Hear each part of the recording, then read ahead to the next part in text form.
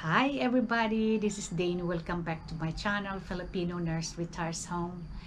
I would have to thank everybody for the subscriptions. There's a bunch of subscriptions that I have, new ones, and I appreciate everybody for that. And please share and make comments. And I know I have been guilty not doing anything, but because this lady here has been busy and there's a lot of things that that we experience in our lives that we're so happy about, and thank God for all of that. And please don't forget those people that are still sick, okay, with COVID, and all the people that are sick in this world, and people who are undergoing hardships in their family. Please pray for them. Otherwise, the topic today is about my observation um, about about Americans or expats in the Philippines. In a way, do you really have, as an expat, do you have to be with another foreigner to be happy or to be acceptable in that country? Okay, I've observed lately that a lot of expats, there's a lot of controversial type of situation in that Visayas group. All right, there's a lot of controversy, which really cannot make me think, like almost like I cannot believe it, what's going on. Now I observed these foreigners, especially in the Visayas area. They have group of people there. They think that they cannot probably trust or be friends with the locals, so they prefer their own kind. So if you're white, then they can trust you. So they will have parties. The couples, there's a bunch of couples of Filipinas and then Americans or Australians or UK group there. They will have parties.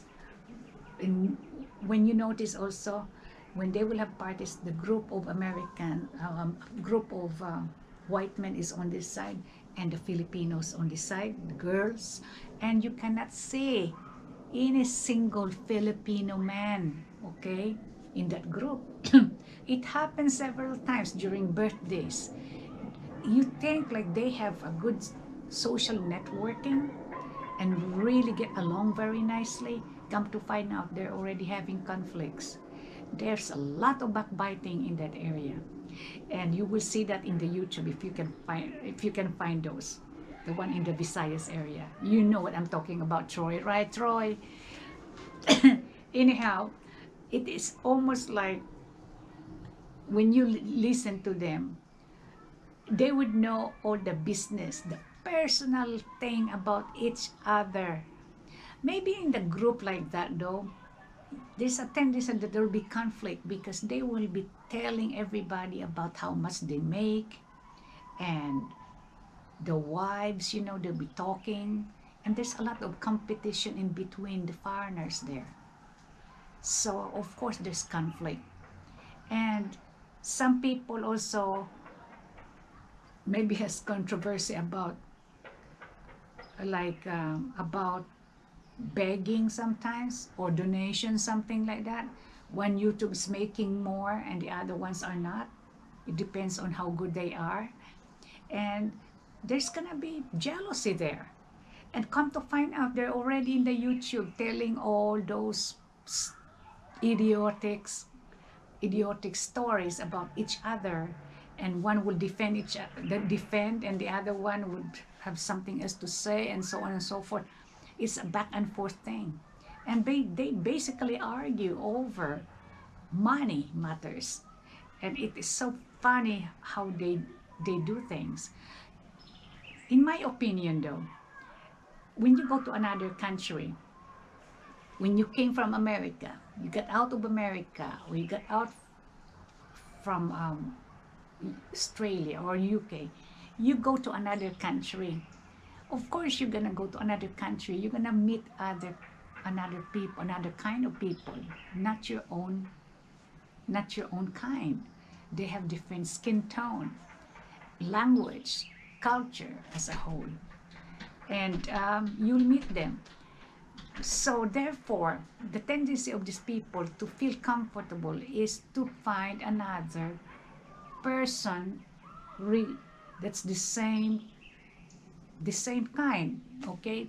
Like if you're American, you want to find another American to feel like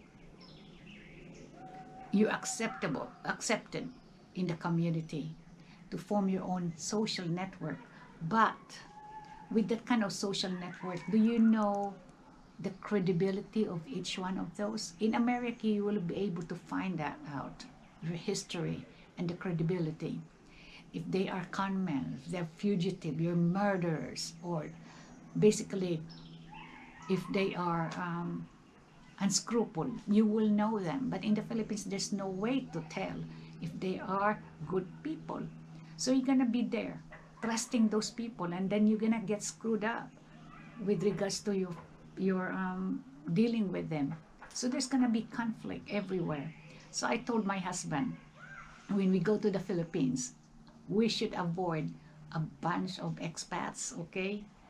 So give a chance to the Filipinos, trust them and their ways of doing things, okay? Because they live there for a long, long time. And the only way to know that is to join the people in their group and their community.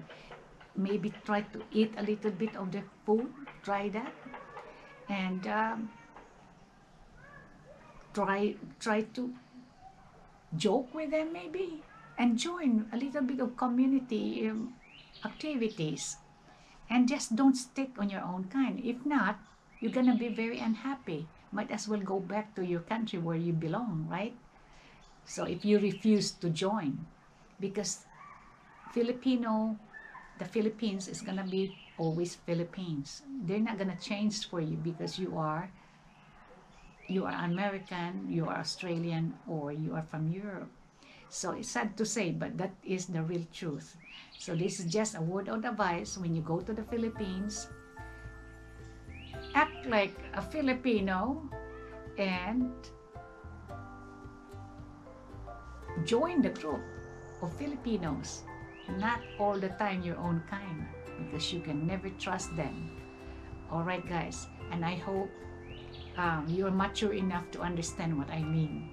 And have a good day. Bye bye.